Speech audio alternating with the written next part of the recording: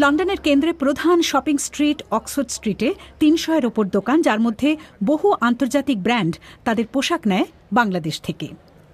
৬ মাস আগে ঢাকার কাছে সাভারে রানা প্লাজা ভবন ধসের ঘটনায় ১,০০০-এর ওপর পোশাক শ্রমিকের মৃত্যুর ঘটনা তৈরি পোশাক শিল্প খাতে বাংলাদেশের আন্তর্জাতিক ভাবমূর্তিকে বড় ধরনের ধাক্কা দিয়েছে। কিভাবে এই ধাক্কা সামলে উঠছে বাংলাদেশ? আন্তর্জাতিক অঙ্গনে বাংলাদেশের ভাবমূর্তি উন্নত করতে ব্রিটেনে কাজ করছে বাংলাদেশ ব্র্যান্ড ফোরাম ইউকে সংস্থার প্রতিনিধি মাহের আঞ্জুম। আন্তর্জাতিক ব্র্যান্ডের সাথে আমাদের কাজ শুরু হয়েছে, কিন্তু আরও অনেক কাজ বাকি আছে।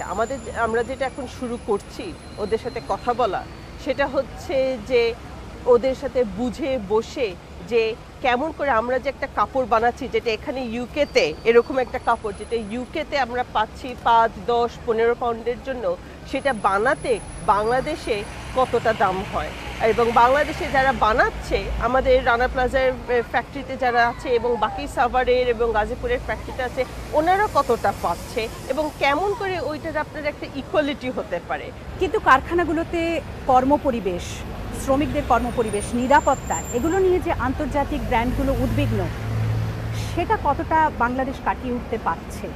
বেশিরভাগ ব্র্যান্ডই আপনার চেষ্টা করছে যে বাংলাদেশে আপনার ডাইরেক্টলি আপনার ফ্যাক্টরি ফ্লোরে কাজটা আপনার যেটা অসুবিধা হয়েছে সেটা যাতে আবার না হয়, রানা প্লাজার মতো ইনসিডেন্ট যাতে আবার না হয়, সেটা কেউ চায় না। কারণ তাদের ব্র্যান্ডের জন্য বা আপনার বাংলাদেশের ফ্যাক্টরির জন্যও না, বাংলাদেশে যে আপনার এই সেক্টরের থেকে আপনার পয়সাটা উঠানো হয় সেটা খালি আমাদের শ্রমিকদের জন্য না, পুরো বাংলাদেশের ইকোনমির জন্য খুবই দরকার। তা আমাদের সবার থেকে দেখতে হবে যে কেমন করে আমরা এই ব্র্যান্ডের সাথে একসাথে মিলিয়ে, আমাদের ফ্যাক্টরির লোকদের সাথে মিলিয়ে, আমাদের শ্রমিকদের সাথে মিলিয়ে, গভর্নমেন্টের সাথে মিলিয়ে এই কাজটা আমরা এগিয়ে নিয়ে যেতে পারি। যেটা আমরা করতে হচ্ছে একটা জিনিস খালি, এবং বাকি কাজ যেগুলো দরকার সেগুলো এখনো আমাদের একবারে শুরু হয়নি। এখানে অনেকেই বাজার করছেন, সস্তায় কাপড় কিনতে এসেছেন, কিন্তু এইসব কাপড় কিভাবে বাংলাদেশে তৈরি হচ্ছে তারা জানেন কিনা, এ ব্যাপারে তাদের মাথা ব্যথা আছে কিনা, আসুন জিজ্ঞেস করা যাক কয়েকজনকে। বিষয়টা অবশ্যই গুরুত্বপূর্ণ, যদিও এই সম্পর্কে তেমন কিছু আমি জানি না। অবস্থা বদলানোর ক্ষমতা আমার থাকলে আমি তা করতাম, জানলে এসব দোকানে কাপড়ই কিনতাম না। খুবই মর্মান্তিক যে আমরা সস্তায় জামা পরছি, কারণ দূরের কোনো দেশে ওরা হাড় ভাঙা খাচ্ছে, ওদের উপায় নেই। আমাদের বিষয়টা ভাবায়।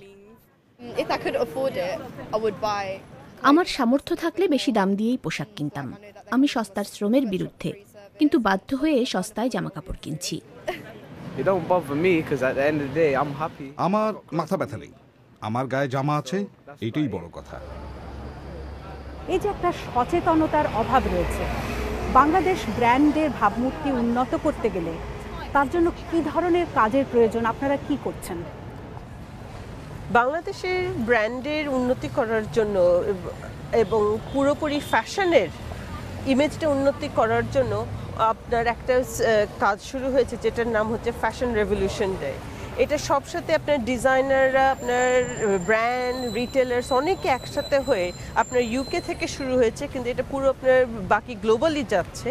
এবং এটা আশা করা হচ্ছে যে আগামী বছর ২৪ তারিখে যখন রানা প্লাজা হয়েছিল, ওই একই দিনে আপনার একটা অনুষ্ঠান হবে, সব জায়গায় এক একজন আলাদা করে করবে যে what's your product, where is your product made.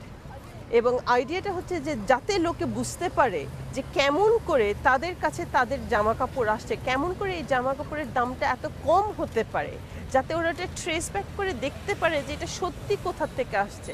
যদি লেখা থাকে মেড ইন বাংলাদেশ, তার মানেটা কি।